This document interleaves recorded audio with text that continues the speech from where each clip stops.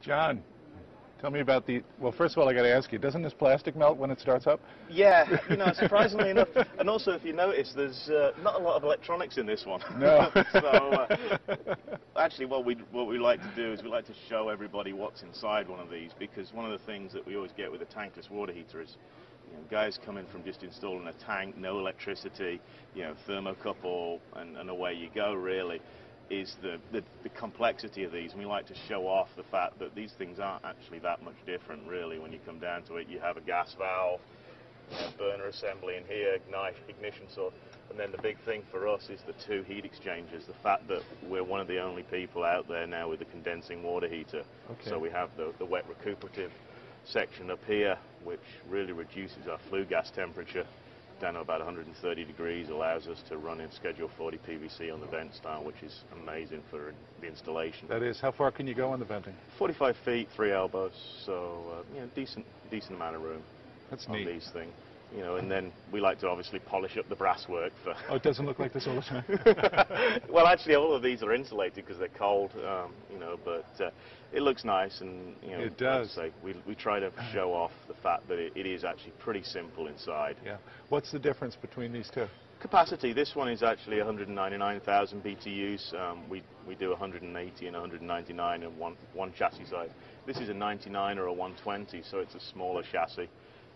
You know, different horses for courses. This is your larger custom home, you know, 7-8 gallons a minute max flow. This is your smaller condo / cottage, 2 people house, you know, 5 gallons a minute, 4 gallons a minute. 7-8 gallons a minute forever? Yeah, forever, continuous. That's neat. You know, as long as you're in the shower, it's giving the hot water. So, you know, okay. You can get in there and stay nice and pruny. So we could fill that hot tub?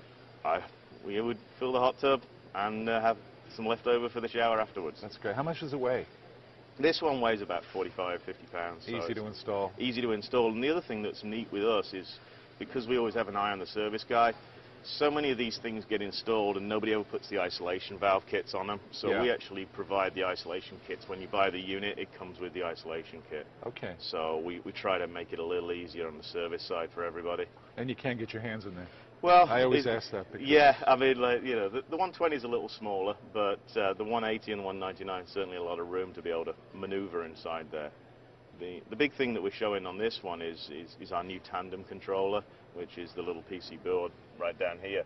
Allows us to link up to 5 units together for, you know, larger applications. You know, you see a lot of homes with maybe 2 of these units, one doing the master bath and one doing the kitchen and the rest of the laundry. But you know, 4 or 5 is generally the preserve of a hotel or a school or apartment block or something like that.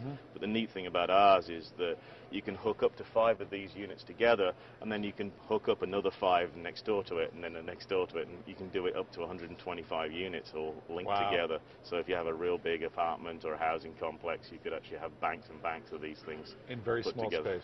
Yeah, I mean, that's the great thing about it. You think about, you know, with these units, you know, 100-gallon, you mentioned the hot tub or the Roman faucet or the, you know, the big bath that everyone has, the Whirlpool bath. And I mean, you know, to really heat one of those, you need an 80 or 100-gallon tank, and that takes out a huge amount of room. You know, it's okay in New England and stuff like that, we have basements, but you come out to California and all those areas, you know, no basement, you've got to take up a lot of room. So with these units, as you can see, up there, it's up above the sink or the vanity. You know, the one in my house is, you know, it's nestled in a little closet, and then the wife has a little vanity underneath it to do something, whatever she needs to do in it. But it's a nice way of saving a lot of space. Great. I like it. Yeah, these are great. Thank you. Thank you.